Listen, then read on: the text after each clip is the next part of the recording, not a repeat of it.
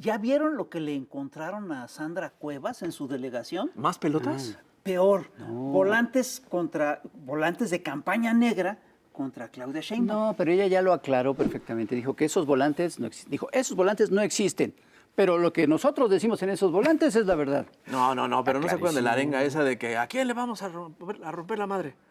¿A quién? Pues se puso bueno, brava, sacó. Nos vamos a comer aquí, no sé qué. Sí, yo me voy a comer la ciudad, algo así. Bueno, pero esas son las cosas justamente que le enseñaron en sus doctorados que hizo en 10 países distintos. En esos doctorados eso te enseñan, ¿Eso a te partirle enseñan? la madre a... ¿10 países o 10? ¿Habrá algo peor que el averno o el infierno de esa alcaldía? Un paraíso. Pero un paraíso fiscal. Exacto. Pero peor para quién. Bueno, ¿y quién nos puede hablar Para de esos nosotros. paraísos? ¿Quién nos puede hablar de esos paraísos? Genaro García Luna. Pero creo que no va a hablar de eso. Lozoya o la hija de Beltrones. Bueno, no sé si quieran hablar de Felipe eso. Calderón y Margarita Zavala. ¿Quién podría querer hablar de Pues eso? algún cuate tuyo. Con nosotros. Bueno, con nosotros, sí, bueno, sí. Oye, pues de hecho trajimos un invitado fantástico para hablar de paraísos fiscales. ya llegó. ¿Quién es? Ahí está, mira. Sí, Mira, Roger Permiso. Waters. No, Roger Waters. Mejor que Roger Waters. Él es Amado Vudú, fue compañero de fórmula de Cristina Kirchner, fue encargado de seguridad interna de Argentina, fue ministro de Economía, fue vicepresidente de Argentina fue preso político Uy. y es un perseguido mediático. Ay. Por favor. Y no pude componer Manny. Bienvenido, a ver. Bienvenidísimo, pásale, por favor. Bienvenido, Amado. Ahora sí, este es tu infierno. Invitado tu de infierno es lujo. otro. Tu infierno es peor que este. Oye, mira, existe en la... Oye, pero perdón, ¿por qué decías que de los paraísos fiscales? Bueno, es que él es experto en paraísos fiscales. Él No en hacer negocios. no, en paraísos hacer fiscales. negocios, no. Él fue uno de los... él denunció a los paraísos fiscales desde el 2012, si mal no recuerdo, ¿no? Sí, de bastante antes también. Sí. Entonces, hay uno de los dogmas del neoliberalismo dice que si llueve arriba, abajo, todo el mundo se beneficia. Y lo que nosotros creemos es que si llueve arriba, hay oleadas en los paraísos fiscales. ¿Qué son los paraísos fiscales? ¿Cómo funcionan? Los paraísos fiscales son territorios que funcionan como no territorios. O sea, son entidades jurídicas donde las personas que tienen mucho dinero y muchas empresas muy grandes usan para hacer transacciones que no son conocidas y sobre todo no tributan en los países donde se realizan la economía real, donde realmente se generan esos fondos a partir del trabajo de las grandes mayorías. En definitiva, son mecanismos para que los de arriba joroben a los de abajo. Sí. Y esta metáfora que vos recordabas del neoliberalismo, de la teoría del derrame, si le va bien a los ricos, eso va a derramar. Néstor Kirchner siempre nos decía, el presidente argentino, que es difícil esta teoría, porque cada vez que el vaso se está llenando, viene uno de arriba con una pajita y hace... y entonces no queda nada para derramar, hay que empezar otra vez. La caricatura perfecta. Pero Es una buena caricatura. es genial. Ustedes saben que, ya que podemos compartir con toda la audiencia que ustedes tienen, el problema central del neoliberalismo, que está dado en las dificultades distributivas, es decir, que cada vez es más desigual el mundo y por lo tanto es más inseguro y es más inestable, tiene que ver con una concepción de la sociedad, una sociedad donde toda la institucionalidad, en vez de defender la vida humana, como uno se imaginaba, pone en el centro de las leyes, de las instituciones, sobre todo de instituciones como el Banco Mundial, el Fondo Monetario, al capital financiero. Por eso yo creo que vivimos en una dictadura del capital patriarcal y depredador del medio ambiente. Esa es la sociedad que desde los 80 se ha desarrollado en el mundo y me parece que contra eso es contra lo que los gobiernos populares, nacionales, hacen un gran esfuerzo porque luchan contra corriente. Y hoy aquí en México estamos viendo el gran esfuerzo que tiene que ver con las dos cuestiones centrales, que son ampliación de derechos de la población y mayor igualdad en la distribución del ingreso. Y como dice Cristina Fernández de Kirchner, las medidas que toman nuestros gobiernos tienen que tener un carácter político, simbólico y económico al mismo tiempo para tener una correlación de fuerzas que cada vez nos permita tomar más medidas en ese sentido. Y yo veo aquí en México, ¿no? El tema de las vacaciones. Hay algo más igualador y que genere más posibilidad de una vida en común y con la familia, que tener esos tiempos de vacaciones, ya sea para ir a algún lado cuando el bolsillo alcanza, o ya sea para estar con la familia cuando no alcanza para lo otro. O el tema de la ampliación de la seguridad social, un tema que en Argentina ha sido tan importante. Nosotros somos el primer país que recuperó de la privatización el sistema jubilatorio, el sistema de pensiones. Tú sabes de eso. Claro y que ahí sí. se te fueron encima por eso. Bueno, Pero pero hay muchas personas, o hay algunas personas que están en contra de todo esto, porque dicen pobrecitos de los patrones. Yo una vez te escuché Les decir... están quitando el Claro. dinero a los Sí, sí, señores, sí. meten la mano a la bolsa. Pero, ¿qué es eso? Una vez te escuché decir que el neoliberalismo deshumanizaba a las personas, no, perdón, cosificaba a las personas, sí, las Y humaniza deshumanizaba, las y cosas. humanizaba a las cosas, al Claro. capital, que tiene que ver con esto que estás diciendo. claro, porque es una operación que es política, es mediática y es del sistema judicial también, donde invierte los roles. Yo recuerdo en las reuniones del G20 que muchos expertos y ministros decían, bueno, es un momento muy importante para que haya libertad de movimiento de capitales, libertad de comercio. Y a mí se me ocurrió preguntar, ¿y entonces libertad de movimiento de las personas a través de las fronteras? Exacto. ¿Cómo? ¿Y eso No, qué eso tiene no. que ver? No, para eso libertad no. Entonces se da esta situación donde el capital y los bienes y servicios que cruzan las fronteras se humanizan. Y las personas que cruzan las fronteras son ilegales, son espalda mojada, son pied noir, son sudacas, los distintos nombres que se les da a nuestras poblaciones por buscar un destino que no pueden conseguir en su patria, no por un problema de su patria, sino por las imposiciones que hace el capital y la distribución internacional del trabajo que existe a partir de esto. Por el saqueo. Es claramente Por un los saqueo. procesos de saqueo. Porque esa situación de la humanización de las cosas, vos fíjate, si uno escucha el discurso público, en la televisión comercial, en los diarios comerciales, ese discurso público alrededor de la teoría del derrame, pareciera que vivimos en un mundo en el cual las trabajadoras y trabajadores están explotando a los dueños de las empresas. Sí, claro. ¿no? Porque siempre demasiadas vacaciones, demasiados derechos y el despido. Y la verdad que si uno mira ese discurso público no tiene nada que ver con la realidad, donde cada vez hay más desigualdad. El 1% de la población tiene más del 50%, no solo del capital, sino también de los ingresos de cada año. Entonces creo que tenemos que hacer un gran esfuerzo para discutir este aparente sentido común que es el sentido de la clase dominante, ni más ni menos. Sí, en México tuvimos un sistema de pensiones que era muy humano, que beneficiaba, que garantizaba la vejez El retiro. de la gente, el retiro de la gente que había trabajado toda su vida, y de repente nos lo cambiaron por un sistema de afores, administraciones Exactamente, de fondos es la para el privatización retiro. de los años 90 de nuestros Exactamente. regímenes. Así es. Y el sistema de pensiones apoyaba, entre otras cosas, el aparato de salud de la nación. El anterior. Pues claro, el Claro, anterior, claro, sí. eso es lo que lo Financiaba apoyaba. el sistema. Y de repente lo quitaron y ahí se empezó a caer el sistema de salud mexicano y empezó a deteriorarse el sistema de jubilaciones y pensiones. Es una transferencia neta de riqueza, ¿sí?, a los más ricos. Es una expropiación por desposesión. Desposeen a través de estos mecanismos a las sociedades de su propio capital. Sí.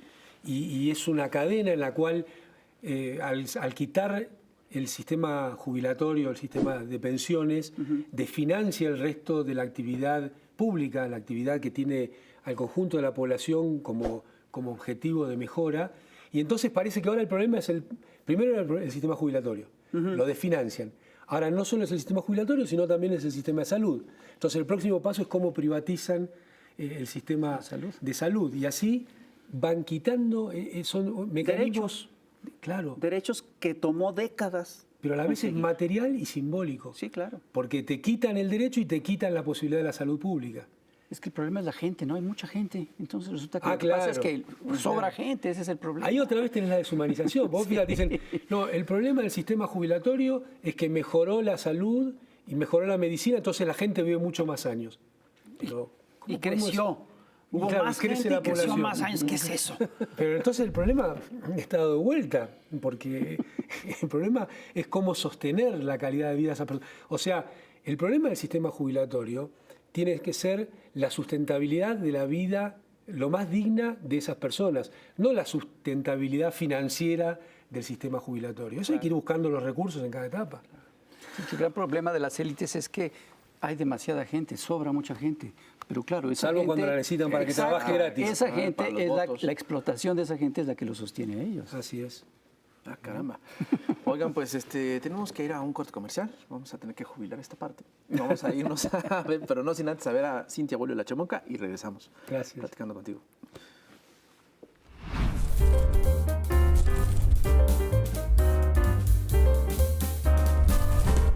Querido electorado, qué semana tan emocionante hemos tenido, ¿verdad?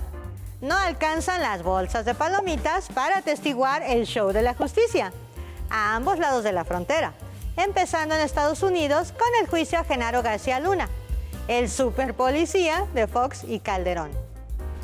Y empezamos con los momentos estelares del sistema judicial mexicano al preguntar, ¿por qué está juzgando el intachable tío Sam a un malandro de los exprecisos usando como testigos a otros malandros y exsocios? ¿Será que siguen siendo intocables en México? Ups. En España también se están vendiendo bien las palomitas, con los autoexiliados Calderón y Peña, mientras Vicente, el silente Fox, prepara maletas para alcanzarlos y seguir gozando de la tal impunidad, a la que tratamos de acabar cuando exigimos juicio a los expresidentes, sí. Tiernos, los gringos se dedican a juzgar los sexenios panistas. Y acá el drama fejerriano de la inacción voluntaria de Gertz Manero nos obsequia otro gran momento. La carta de AMLO con lista de relevos. Lo malo de este show es que es fake, cuando quisiéramos que fuera true. El show de la justicia es siempre irónico, trágico y patriarcal. Momentazo el del sistema judicial en el caso de la saxofonista y sobreviviente de feminicidio Elena Ríos de Oaxaca. Mientras el juez ejerce violencia institucional y se colude con el agresor, el procurador y el gobernador lloran y se lavan sus manitas. ¿Y la Suprema Corte? ¿Y el Consejo de la Judicatura Federal? ¡Alerta! ¡Alerta! ¡Alerta a la ministra! Pues es la misma titular ex oficio, sí, la flamante y primera ministra presidenta Norma Piña. Exigimos que ella contraste dando un buen momentazo atendiendo la agenda feminista que la llevó a tal posición. Necesitamos este y otros grandes momentos de justicia para las mujeres en los altos tribunales colegiados y unitarios, con los machos bien solidarios, a los juzgados locales. Elena no grafiteó sus amadas paredes. Elena denunció. Elena confió en el sistema. Patriarcado, justicia para Elena. Y es que con todo y que hemos vencido al fraude electoral en nuestro país para una nueva etapa histórica, el patriarcado sigue tan campante y se cuelan estos fraudes en la 4T. Mucho ojo acá. Y repudio total al sistema perjudicial. Chaito.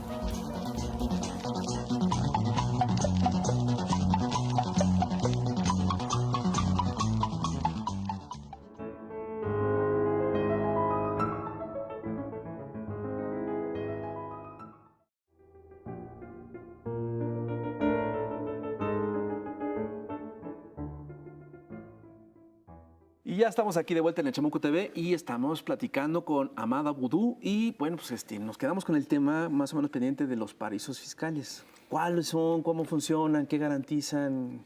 Bueno, viste que a nosotros no nos gusta mucho hacer listas, No. porque eso es lo que hacen con nuestros países sí, claro. para castigarlos, pero hay islas en el Caribe, hay islas entre Inglaterra y Francia, y también hay que decirlo, hay algunos estados de los Estados Unidos de Norteamérica que son paraísos fiscales. En particular, vos fíjate, ¿no? El presidente Biden es del estado, fue representante por el estado de Delaware, que es uno de los estados que tienen tipos de sociedades que les sirven para ocultar quiénes son los verdaderos titulares de algún derecho económico. Y esto, hay mucha hipocresía en cómo se trata, porque todos los años en el Fondo Monetario se habla de la necesidad de terminar con los paraísos fiscales. Sin embargo, estas situaciones se dan en países de los llamados centrales, los países que nosotros preferimos llamar imperios.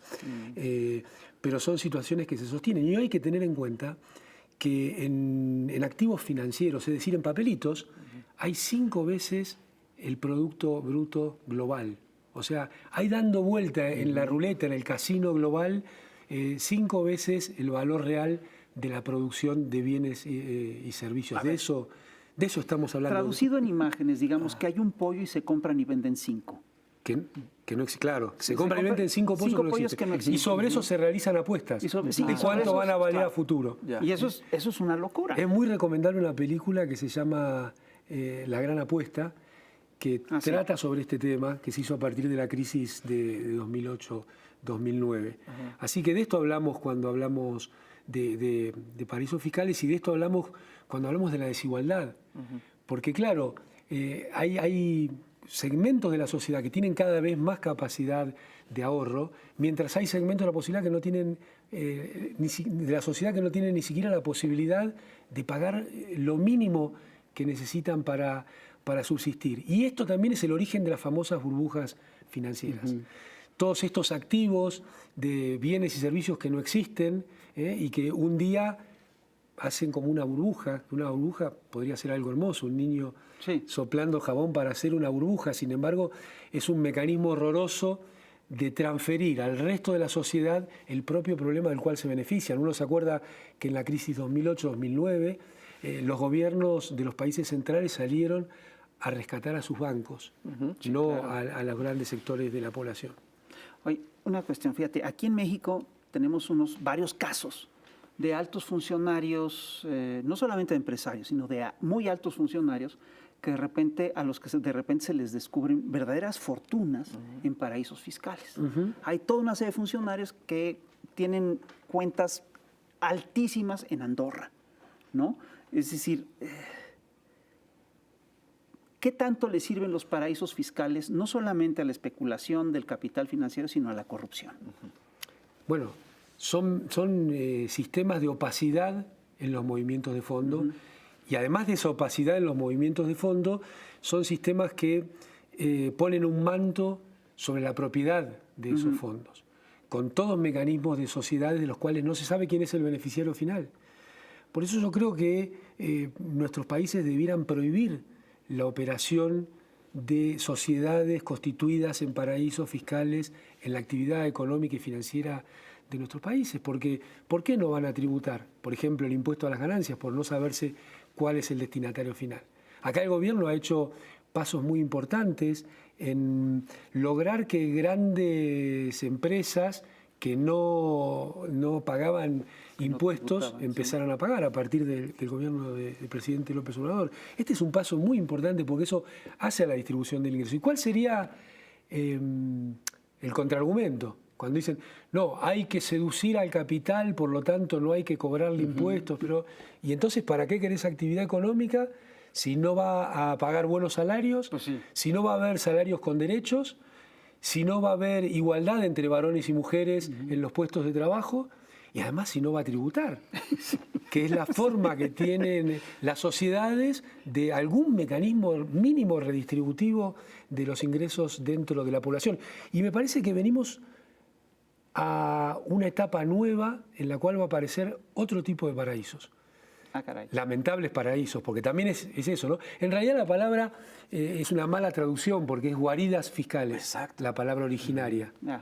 La mala traducción que se ha hecho es paraísos para ablandar la imagen de esto, pero son guaridas fiscales porque vienen de tiempo de los piratas, Claro. donde ya eran algunas de las mismas islas las que Wow. funcionaban en este sentido. Son paraísos para ellos. Sí, claro, Para es nosotros, el paraíso. Mira nada más. Oye, Amado, Solo eso, pero te quería decir, hay que tener mucho cuidado porque viene una nueva oleada de legislación que intenta convertir a nuestros países en paraísos extractivos o guaridas extractivas, donde los bienes naturales, esos que llaman recursos naturales, que para nosotros son bienes naturales comunes, además porque están en la tierra o en el agua, hay una intención de privatizar totalmente también el funcionamiento de estos y generar dentro de nuestros países regiones donde las leyes nacionales tengan menos injerencia que para el resto de los ciudadanos. Esto es lo que acaba de decir la jefa del Comando Sur, ¿no? Exactamente. Bueno,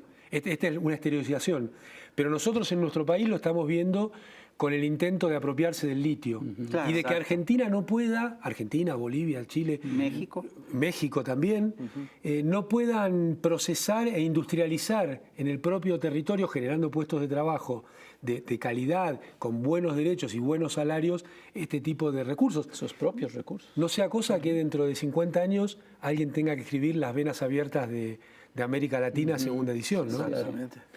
Oye, hay otro tema que es bien importante y muy interesante, que es el de las guerras mediáticas o guerras judiciales. Tú fuiste víctima de esto. Hace poco López Obrador decía en una mañanera que, bueno, que en México se la pasa él peleando contra medios como el Reforma, como el Universal, pero dijo que el Reforma y el Universal hasta eran progresistas comparados con cómo son los medios en Argentina. ¿Cómo son los medios en Argentina y cómo se atreven o cómo funcionan estas guerras mediáticas? ¿Cuáles son? Estás haciéndole una pregunta a un hombre que ha sido víctima de una de las guerras mediáticas más despiadadas de todo el continente. Así es. A ti te han tratado con una ferocidad fuera de lugar, que es totalmente fuera de tono del lugar de inteligencia, y eso tiene que ver claramente con el tema de las jubilaciones. Así es. Bueno, al menos eso se dice. A mí nunca me gusta verlo como un tema individual, No, porque no, parece no. que uno se expusiera como víctima de una cuestión. Yo creo que es un tema sistémico y además regional, porque cuando uno ve lo que ha pasado en Brasil, en Paraguay, en Bolivia, Sí, claro. en Ecuador... Sí, es sistémico y regional, pero se va contra ciertas personas. Ah, claro. Que han Es sistémico, tomado- regional y neoliberal. Sí, claro. Exacto. Porque, digámoslo, ¿no? Los sistemas de administración de leyes, que algunos llaman justicia, siempre son sistemas de clase. Sí. Lo que pasa en esta etapa, me parece, es un agravante que por lo menos puede ser una cuestión de clase, pero dentro de una república, dentro de una constitución. Me parece que en esta etapa el sistema de administración de leyes de la República Argentina no solo ha sido antipopular, que es una característica de toda su historia, sino que además de ello ha sido ilegal. Ha sido por fuera de la República. Entonces, la derecha, el neoliberalismo, habla permanentemente de la República y de las instituciones, pero son los primeros que las violentan utilizando parte del propio sistema. No podemos decir que es todo, pero gran parte de ese propio sistema. Entonces, hemos visto en la Argentina un procedimiento, y en Brasil también muy patente. Pensemos lo que pasó en Brasil, ¿no? Sí, claro. Sacaron un tipo que decía que era juez, Moro, sacó de la carrera presidencial a la persona más popular de Brasil, Lula, Al puntero de las encuestas. al punto de las elecciones, para que perdiera la elección y él pasara a incorporarse al gobierno como ministro que ganó la elección. ¿Qué juez es eso? ¿Qué república hay ahí? Es una bufonada. Pero en Argentina lo que estamos viendo es que hay sentencias mediáticas que después el Poder Judicial convalida en una parodia de proceso judicial. Que es lo que le están haciendo Y esto ahorita está pasando a con Kirchner Cristina. ahorita de una manera escandalosa. Por supuesto, sin pruebas, impidiendo que vayan testigos, no permitiendo que haya peritajes, que fue lo que nos pasó en el caso, comprando testigos con recursos públicos. A la persona que declaró en contra nuestra en el juicio, que ni siquiera dijo lo que la sentencia dice que dijo, porque eso está en los videos, le pagaron con un hotel en la provincia de Mendoza para que haga esa declaración. Entonces, a este escándalo se ha llegado en la utilización de lo que Cristina llama, bueno, ya ahora lo catalogó de mafia, y ha habido una reunión en un lugar muy hermoso de Argentina, que es el Lago Escondido, que está apropiada el acceso por un británico. Este es el mundo real en el que nos movemos. En esa situación se ha pasado a llamar la banda del Lago Escondido, y había jueces, funcionarios de estos medios de comunicación a los que se refería el presidente López Obrador, autoridades judiciales y autoridades también políticas del partido de Mauricio Macri. Y por eso le es tan importante al viejo régimen, a estos sectores oligárquicos, tener el control de los medios y del aparato jurídico. Eso es lo que es la base de una guerra judicial. De seguir teniendo el control, de, De seguir no perderlo. de no perderlo. Claro. De no perderlo por ninguna manera. No te quepan dudas que es así.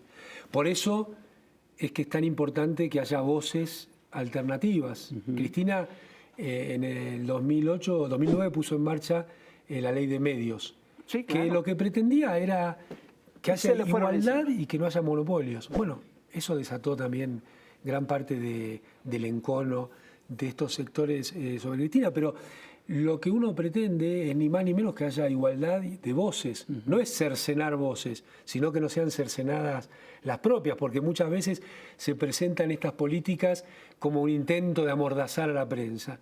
No, lo que se pretende es que no sea solamente la prensa comercial, que tiene el interés con sus anunciantes, que tiene el interés con las personas que son sus accionistas, que tiene su entramado de negocios, en negocios tan importantes como los servicios públicos. Los servicios públicos debieran ser un derecho humano, no debieran ser un negocio.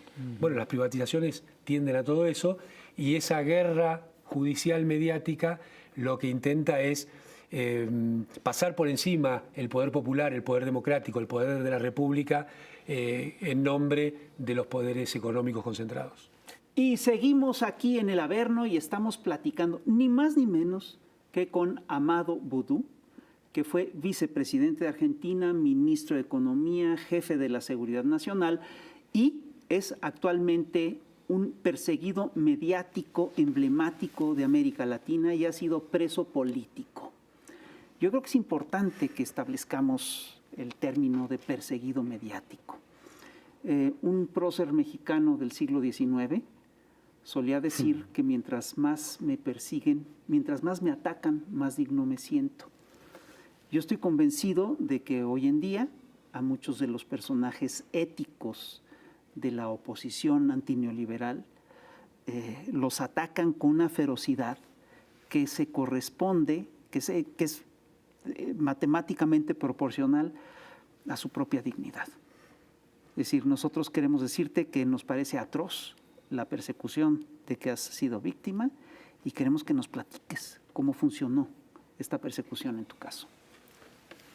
Bueno, se inicia, como vos estabas señalando, con una andanada mediática muy potente, ¿no? Donde ahí mismo aparece la doble vara. ¿No? El sistema mediático comercial decide qué es un escándalo y qué no. Porque Me suena, Nos dice de me qué debemos suena. indignarnos, ¿no? nos enseña a indignarnos. ¿Qué es lo que es y nos escándalo? enseña a votar. Por ejemplo, aquí en México De tenemos esto un sí nos caso muy tenemos que indignar, peculiar. de esto no. Tenemos Esto ni en México siquiera nos tenemos enteramos. casos peculiares. Por Claro. ejemplo, se hacen unas campañas mediáticas brutales alrededor de cosas falsas, el escándalo de la Casa Gris. O de cosas irrelevantes. O de cosas que Mesas realmente... de análisis Sí. con horas y horas y horas Sí. de gasto. En cambio, por ejemplo, mira, el caso de Yasmín, que es un caso de plagio, es grave. Si cometió el plagio, hay que castigarla sin lugar a dudas, pero hacen un escándalo brutal sobre eso. En cambio, todo lo que es el caso de García Luna, que desató la matanza, que desató la violencia en nuestro país, lo están silenciando. Es una cosa increíble. Sí. Perdón. No, es muy importante esto porque tanto el lawfare, o sea, la persecución judicial, La como guerra la judicial, persecución mediática, tienen dos caras. Lo que enfocan y lo que ocultan. Claro. Y es tan grave lo que ocultan como lo que enfocan.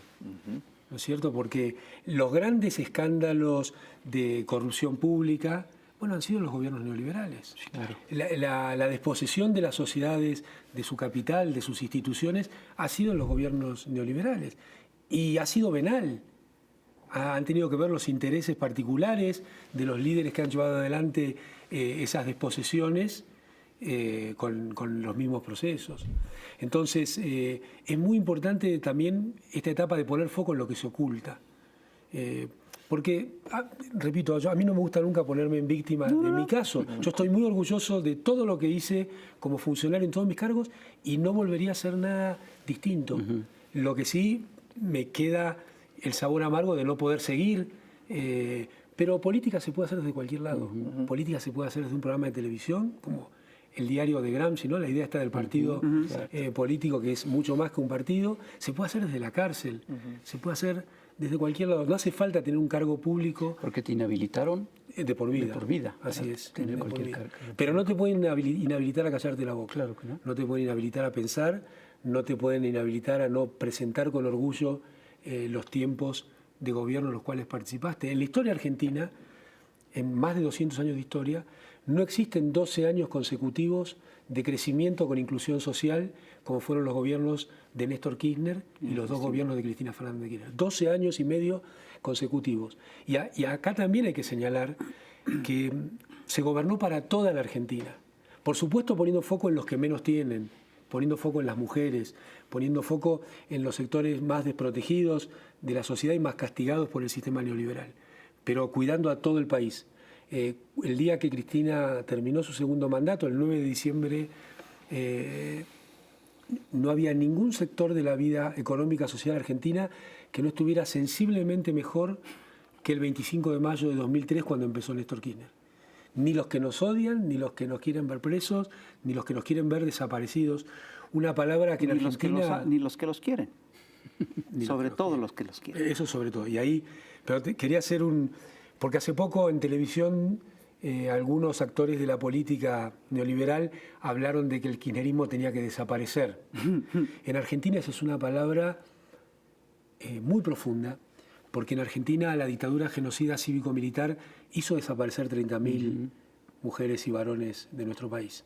Y nuestra democracia tiene madres, porque fueron las madres de Plaza de Mayo y las abuelas, las verdaderas personas que recuperaron la democracia en la República Argentina y con ese criterio de memoria, verdad y justicia. Y no hay que olvidarse que la dictadura genocida cívico-militar, además de los militares asesinos y torturadores y ladrones de bebés, estuvieron los civiles, Claro. que detrás de ese horror se quedaron con la economía argentina y la endeudaron, y se quedaron con los salarios de las trabajadoras y trabajadores. Y muchos nombres hoy siguen dando vuelta en la vida social argentina, y eso ha quedado impune. Por eso la palabra desaparecido tiene tan importante Tiene una connotación muy fuerte. en nuestro país, que no debemos permitir esas mujeres que están cumpliendo 95 años, que son las madres de nuestra democracia, que se ha olvidado su legado Y los otros no tienen sobre madre. nuestra vida. Así es. Por cierto, Pero, Amado, ¿tú qué hiciste? ¿Cuál fue tu pecado? Mi pecado. Qué palabra, pecado, ¿no?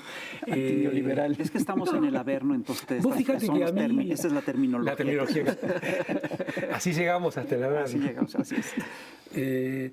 Vos fíjate que por la que se me condenó en forma ilegal, ni siquiera era por un robo, era por haber intentado quedarme con la propiedad de una imprenta que podría haber servido para fabricar billetes. Esa fue la acusación. Esa fue la acusación. Que además La no condena. no se concretó, jamás. Jamás, pero además es mentira. Y claro, hombre, eso aquí lo damos por sentado. Segunda, nunca Existen sucedió. papeles donde dicen que la supuesta participación mía, yo estaba diciendo esto no es de mi incumbencia, yo no puedo participar en esta situación. Ok. Entonces se armó todo un procedimiento judicial que empezó en lo mediático. Sí, claro. Empezó durante el año 2012, en la cual hubo más de, yo creo que 300 etapas del diario Clarín, donde se ponía este tema. En las portadas, en las en 300 las tapas. la portada principal en muchas de ellas. Y esto se replicaba en sus canales de televisión, claro. en sus radios, en sus sistemas de redes en forma permanente, como si fuera el único tema que había en la República Argentina en esos tiempos. Esto, imagínate que sobre Cristina ha sido 10 veces peor. Sí, claro. ¿no? Por eso digo que es sistémico. Y sobre muchos funcionarios, vos tenés el caso de Julio Devido, por ejemplo, para mencionar alguno, el caso de Milagro Salas, que continúa presa. No es el único caso, pero este es el mecanismo. Primero se hace la condena mediática primero. y se machaca sobre eso todos los días. Un actual funcionario conocido, amigo mío, dijo, mira, este es un mecanismo en el cual te pegan tanto hasta que nadie se atreva a defenderte. Sí, claro. Porque ahí empieza otra cosa. ¿Quién te va a defender si también se ve salpicado por esta situación? Yo, de entrada, expuse esto claramente en una conferencia de prensa y dije, yo me defiendo solo, yo no necesito que nadie me defienda porque no hay que involucrar a nadie en estas situaciones. Es como lo que ha dicho ahora Cristina muy valiente en decir yo no voy a ser candidata porque no quiero que digan que mi partido lleva a alguien condenado. Bueno, yo igual creo que Cristina tiene que ser candidata, pero esto es una cuestión mía. Yo voy a militar cada día por eso, porque creo que es una dirigente no solo argentina la más importante, sino que es un importantísimo faro de la cuestión regional y de la unidad de América Latina, que tiene que ser de México hasta la Argentina. Hoy vemos el proceso del presidente López Obrador realmente muy involucrado en la cuestión de la unidad latinoamericana. Lo que ha dicho en esas mañaneras espectaculares, porque es un acto de valentía también. Sí, claro. Y es un acto de valentía, yo creo, en dos sentidos. En el sentido de competir con la agenda de la prensa comercial, pero también en el sentido de hablarle a quien le tiene que hablar. El presidente López Obrador no se pierde en una argumentación para convencer a quienes nunca va a convencer, porque la derecha no quiere razones. La derecha no quiere razones. Además, con frecuencia sabe que está mintiendo. Sí, no, ni evidencia. Casi siempre. Casi siempre Y por sabe eso que no está quiere mintiendo. razones. Vos fíjate el tema de las vacunas en mi país. La derecha decía, no compren las vacunas a Rusia porque son veneno. Claro. El gobierno se enfocó en que hubiera vacunas bien rápido en Argentina. A los 2 meses estaban diciendo, son insuficientes las vacunas. O sea, el argumento es de un lado y de otro, ¿por qué no trajeron más vacunas? No hay razones. Hoy una compañera, mientras veníamos para acá, me platicaba de lo que había sido la política de cuarentena aquí en México, que había sido, mantengámonos más o menos como en tiempos de no pandemia. Fue castigada por la derecha por no cuidar la salud. En mi país se siguió la política opuesta. El presidente tomó la decisión Es una dictadura. de que hubiera... Y entonces dijeron, no, eso está en contra de la salud y de la libertad. Entonces, no hay argumentos. Cualquier acción que un gobierno nacional y popular tome y sus líderes tomen va a ser presa de la persecución mediática y la guerra judicial. Y todavía no estamos viendo lo que va a ser la guerra judicial sobre las cuestiones de pandemia. Sí, claro. Porque todavía está muy fresco el tema. Pero les aseguro que parte de la prensa y parte del sector judicial va a ser foco para perseguir a líderes populares con las políticas de pandemia. Esto es una práctica que se utilizaba desde la Edad Media, cuando se perseguían a los doctores y a los científicos y a los médicos y a las brujas. A las brujas. En un momento dado. Y también se ha aplicado en Francia contra la primera secretaria de Salud que tuvo que enfrentar la pandemia. Y aquí en México hay acusaciones totalmente enloquecidas, ridículas, grotescas, contra Hugo López-Gatell, que es el subsecretario de Salud, contra el secretario de Salud, Alcocer, porque a quienes acusan de genocidio. Eso, a mí me parece, y ¿cuál es su gran pecado? Que hicieron campañas de vacunación que fueron eficaces y fueron voceros del proceso de vacunación en un momento de crisis. Pero además han sido los sectores de la derecha los que han provocado genocidios Por supuesto, en hombre, nuestros países. por supuesto. Entonces es demasiado grave como para no salir a combatir estas conceptualizaciones y estas argumentaciones. Yo creo que ninguna de nosotras y nosotros tiene derecho a callarse la boca.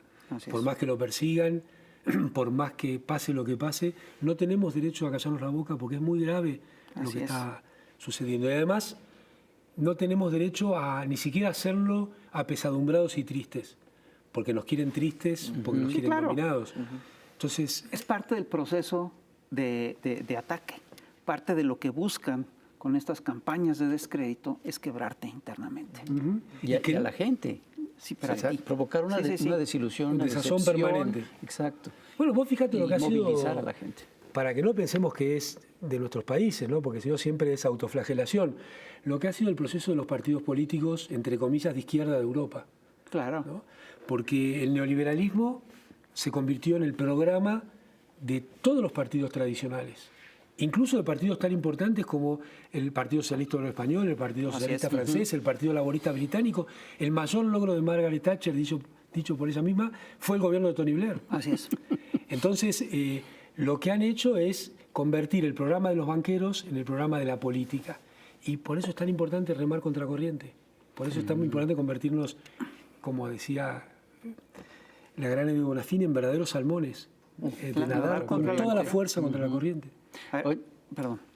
Bueno, es que estabas contando más o menos el proceso que se llevó en tu caso. Dices, Finalmente- primero empieza mediáticamente, son 300 portadas del Clarín, Y después viene ya la Y acusación. además un proceso a judicial. la vez de denuncia masiva de otras cosas. De lo que sea. Hay un gran informe de CELAC que hace un tratamiento cuantitativo de la guerra judicial, cosa que yo nunca había visto. Ok. Buscando estos tipos de números y viendo, en el caso mío hubo 69 denuncias penales. En el caso de Cristina creo que supera las 500. Y cuando uno cruza los informes, hay un grupo de denunciantes seriales que aparecen en forma permanente denunciando, para mostrar la sistematicidad de esto, ¿no? Entonces empiezan a aparecer al costado de la denuncia troncal otros hechos, entre comillas, de corrupción de la persona que está siendo enfocada. Y entonces ya directamente te convertís en un monstruo, que es parte del proceso de la Edad Media. Claro. No es casualidad lo de las brujas, que además eran mujeres, ¿no? Sí, claro. Es curioso que en Las un mundo curanderas, eran manejado las por curanderas. hombres, las culpables eran las mujeres. Sí, claro. Y las que pagaban en la hoguera eran las mujeres. Es muy curioso.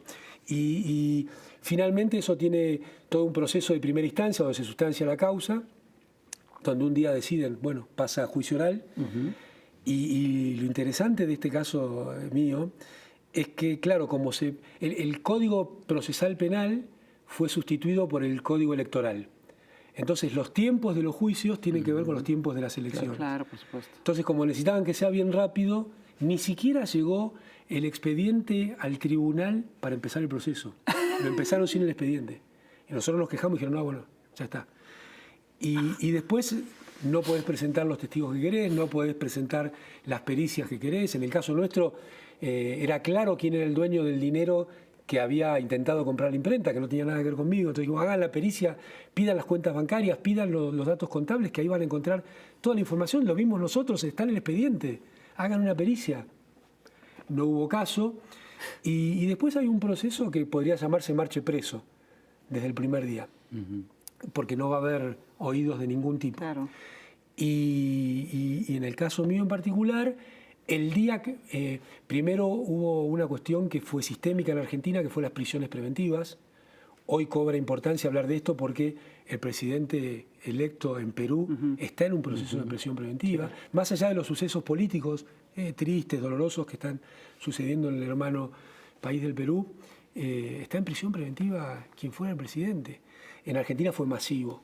Hay todavía hoy presos políticos con prisión preventiva de tiempos de Mauricio Macri, que los metieron a todos presos.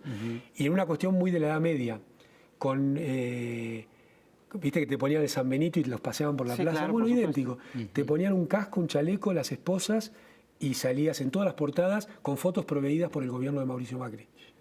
Esto nosotros lo hemos denunciado y bueno, veremos qué pasa, pero está probado que es así. Entonces, ya en ese momento, desde el punto de vista visual, sos un condenado. Antes de empezar el juicio. Es un trabajo también de sensibilización al revés de la población. Y así empezó el proceso. Y el día que se dictó la sentencia, que yo había logrado concluir esa prisión preventiva, mis abogados habían logrado terminarla, el día que se dictó la sentencia se ordenó la inmediata detención, en el propio recinto. Cosa que no sucede en ningún caso, porque también sigue siendo una prisión preventiva, faltaban otros momentos de instancias donde uno podía apelar. Bueno, se olvidaron de esta situación y se ordenó la inmediata detención. Ellos que son tan rigurosos para lo legal, en tu caso, se los pasan por encontraron. encima todo. Sí. Y después en la Corte Suprema de Justicia de la Nación, que era el último paso, Corte Suprema integrada por 4 varones, 2 de los cuales aceptaron formar parte de la Corte por fuera de los mecanismos constitucionales de integración de este importantísimo ámbito institucional de la República Argentina.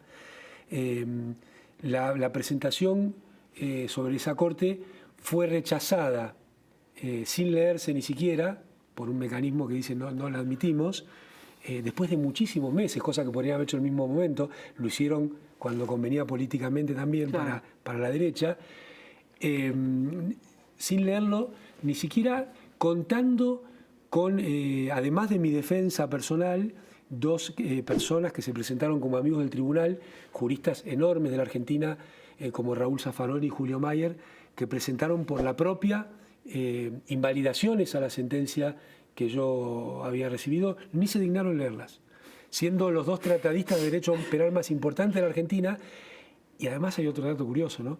En la Corte Suprema de la República Argentina, que se dedica básicamente a cuestiones penales, no hay ni un penalista. Son todos, entre comillas, expertos en otras ramas del derecho. Es que entonces aquí hay un problema enorme que es, y sucede en Argentina, sucede en México, se puede llegar al poder político, pero el poder judicial es un dique que... Sí, claro, Es un gran porque problema. es buenísima la pregunta. Para reflexionar sobre ella, porque todo esto que venía hablando, y por eso a mí no me gusta mucho hablar de ello, pareciera que es un problema de uno, o de Cristina. Bueno, sí lo es, pero... no. Lo que está detrás de ese problema Ajá. es que en Argentina, mientras pasaba todo esto, Mauricio Macri aumentó la luz un 3.000%. Y endeudó al país. Endeudó al país con el Fondo Monetario en 44.000 millones de dólares que tiene que cuando pagar. tenía cero. Cero deuda. Había cero deuda. Kirchner dejó a Argentina con 0 pesos de deuda, con 0 dólares de deuda, y este señor, que había prometido en campaña no endeudarse. No endeudarse. Pero pasa eso, llega... Entonces son los regresa- problemas Ajá. de la comunidad los que están en juego detrás de la Por guerra supuesto. judicial Jurídica y mediática. y mediática. Regresa un gobierno progresista a Argentina, con Alberto Fernández, o en México llega López Obrador, pero no se puede hacer nada con ese poder judicial. Bueno, ahí hay una pregunta enorme, ¿no? Yo creo que cada caso es particular. Primero, claro, cada pues, caso es particular. Yo creo que tanto en mi país como en México hay gobiernos que tienen un tronco nacional y popular, que eso es muy importante, pero las restricciones son distintas, la historia es distinta, la geografía es distinta. Mira, una de las cuestiones que cuando se cayó el muro de Berlín, o cuando derribaron el muro de Berlín, apareció el fin de la historia. ¿No? Y bueno, hubo burlas sobre Fukuyama, pero se impuso este concepto. Yo creo que en realidad lo que el neoliberalismo pretendía es que fuera el fin de la geografía, que el proceso de financiarización de todo el planeta, esta dictadura del capital patriarcal y depredador, terminara con los Estados-nación, o por lo menos con la posibilidad de los Estados-nación de plantarse frente al capital financiero transnacional. La globalización. La globalización. Bueno, yo le doy otra lectura. El fin de la historia era básicamente el fin de la narrativa histórica que se había construido para sustentar los estados de bienestar, que hablaban de que la humanidad iba a tener un progreso constante y que íbamos a tener cada vez mejores salarios, más vacaciones, etcétera. Y el fin de la historia básicamente lo que buscaba establecer es el fin de todo ese proyecto. Claramente, el Estado neoliberal Sí, claro. o la sociedad neoliberal como una sociedad que no podía tener ninguna disputa más a partir de ese momento. Y eso, y ahí lo ligo con lo que tú dices, y eso venía ligado, por supuesto, a la demolición de los estados nacionales, que se habían beneficiado, que habían construido estados de bienestar. Exactamente. Bueno, pero por eso, si el capital puede pasar por encima de las instituciones o puede permear modificando las Así instituciones es. de los estados nacionales, ahí vos tenés una consecuencia material muy difícil de revertir. Entonces, la juridicidad, la globalización de una juridicidad neoliberal, que podríamos poner, para mí por lo menos, como gran ejemplo, el rol de los bancos centrales en nuestros países. Los bancos centrales no responden a la necesidad de los países, responden a lo que en Basilea se resuelve, que son las mejores prácticas de los bancos centrales. Entonces, en algún sentido, vos fíjate que quedan por fuera del entramado democrático de un país los bancos centrales. Sí, claro. Y dicen, no, tienen que ser independientes. ¿Independientes de qué? ¿Se puede ser independiente de todo? ¿O es que son dependientes del sistema financiero para que el conjunto de la comunidad sea dependiente del sistema financiero? Así es. Entonces, hay muchas cuestiones institucionales que es necesario por lo menos revisar. Lo que no podemos perder es la posibilidad de discutir todos los temas que hacen a la vida de las comunidades. Y ahí los sistemas judiciales, creo que en el fondo, son una rémora de lo que era la aristocracia antes de la Revolución Francesa. Ese es el sector aristocrático que le quedó al poder dominante en estos tiempos. Por eso no están sujetos a elecciones populares, por eso no están sujetos a que sea revisado lo que hacen cada algún tiempo, como es el poder Que esa podría ser una ejecutivo. solución, ¿no? que estuvieran sujetos a Claramente. elecciones. En México, en el siglo XIX, y en Estados Unidos, en algunos estados, se vota. Se por vota, los claro. jueces.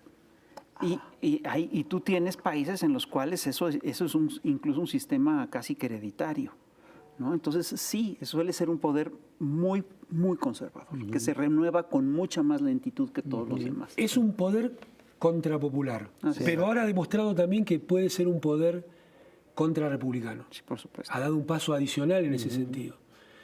Y me parece que cada país tiene su particularidad, pero en la Argentina, bueno, el presidente ha tenido el valor de plantear el juicio político a los 4 miembros de la Corte.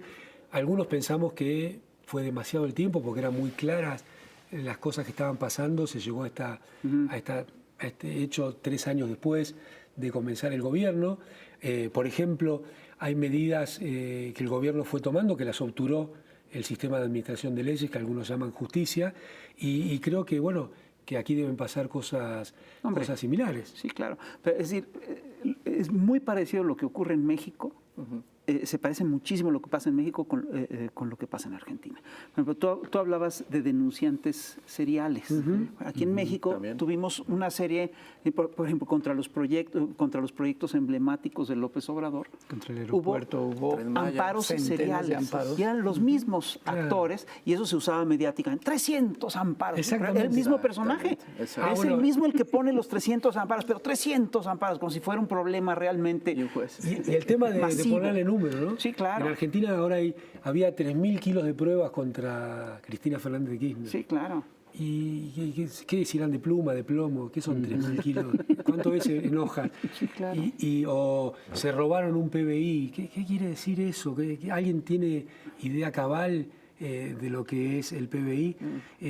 Se construyen estas cuantitivizaciones Sí, claro. de cuestiones para darle una portada a esos diarios y exponerlo con contundencia. La ¿no? numeralia es para darle seriedad a la fake news, Claro. a la noticia falsa. Y otra cosa que estaban tocando ahorita que me llamó mucho la atención es lo que decía Pepe, es decir, parte del ataque busca generar desesperanza en la misma gente. Y esto me remite a una frase que decía León Trotsky, que decía, ¿qué es el fascismo? El fascismo es, en realidad, el proyecto de la desesperanza contrarrevolucionaria. Mira, en Argentina hay un pensador popular y nacional que es Jaureche, que hablaba siempre de la necesidad de destruir la autoestima Claro. del pueblo. Sí, claro. Y entonces todo lo de Europa es mejor, todo lo nuestro es malo, y bueno, así se plantea y eso penetra. Las clases dominantes vinculan su cultura a la de los países que colonizaron, entonces hay como un efecto de decir, che, yo quiero ser como aquello, ¿no? Y que es muy, muy destructivo, y toda la cultura popular, ya sea musical, ya sea literaria, ya sea de escribir, es menospreciada. El fútbol, ¿no? Es como claro. una cosa de, bueno, que jueguen ellos. Y todo ese proceso de quitarnos la autoestima, que es el combustible de poder llevar adelante realizaciones igualitarias y de mejorar la distribución del ingreso en nuestros países, ¿no? Entonces por eso es importante lo que vos siempre remarcás de lo mediático y la tarea que has hecho, digamos, de popularizar a través de tu trabajo todos estos ítems. Es tan importante que la cultura popular recupere la autoestima, recupere el valor de lo nuestro. No todo lo que viene de afuera es mejor. Uno podría decir que casi nada de lo que viene de afuera es mejor, porque ¿qué termina sucediendo? Que opera sobre la propia actividad de la intelectualidad del país.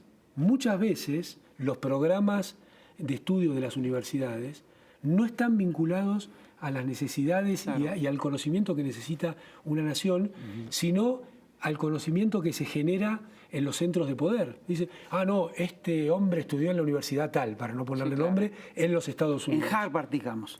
En O en Chicago. Yale, porque aquí tenemos varios, es decir, nos presentaban Entonces, a varios presidentes como lo máximo porque habían estudiado en Harvard, en Yale. Pero muchas veces lo que se enseña es una pseudociencia que en realidad esconde una ideología. Sí, hombre. Entonces dice, vos sos un ideologizado, sos de izquierda. ¿Y vos, tonto? ¿Y qué? La ideología de la cultura occidental. Exactamente. ¿Cuál es? Como si no Europa y fuera... Estados Unidos, porque eso punto. es sentido común. Eso, y hay que manejarse en el sentido común. Y hay que ser pragmático. Ahora, la palabra pragmatismo también hay que dar una vuelta de tuerca para ver qué quiere decir, ¿no? Porque el pragmatismo es una herramienta, no es un objetivo. Entonces, lo que es pragmático para el pueblo puede no ser pragmático para los poderes concentrados y viceversa. Lo que pasa es que en el discurso público dominante se intenta imponer que lo pragmático es ir a favor de lo que dictan los bancos, de lo que dictan las grandes empresas. Y eso, bueno, ha demostrado la historia de la humanidad que no es pragmático para grandes porciones de nuestra población. Para la gente. Es pragmático para los bancos, Exactamente. pero no para la raza. Si el objetivo es, como el del peronismo, el amor y la igualdad, confundir herramientas con objetivos termina siendo un problema, ¿no? Porque aparecen los economistas y se enamoran de las herramientas y parece que ese es el objetivo. Pues, Amado, muy interesante la plática. Muchísimas gracias. Ya no hablamos de Pink Floyd.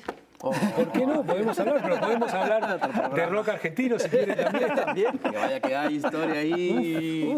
Pues de verdad, muchas gracias No, muchas por gracias tu a ustedes. presencia. Ojalá que no sea la última vez. Ojalá que no. Igual es muy valioso que una figura pública como Roger Waters Sí, claro. asuma las Sí, hombre. posiciones contra la corriente Claro. que asume. Él podría tener actitudes salmón. condescendientes. Así es. Hay un artista argentino que se llama Andrés Calamaro. que, hombre. No, bueno, él tiene un disco y una canción que se llama El Salmón. eso. Bueno, estamos muy agradecidos Sí, honrados. con Amado Vudú No, por de que favor. se haya escapado de Argentina. Viene con permiso. Viene con permiso. Viene con permiso. Y vuelve. Y vuelve a- En los tiempos que el sistema de administración de leyes le marca. Así Porque es. eso es lo otro.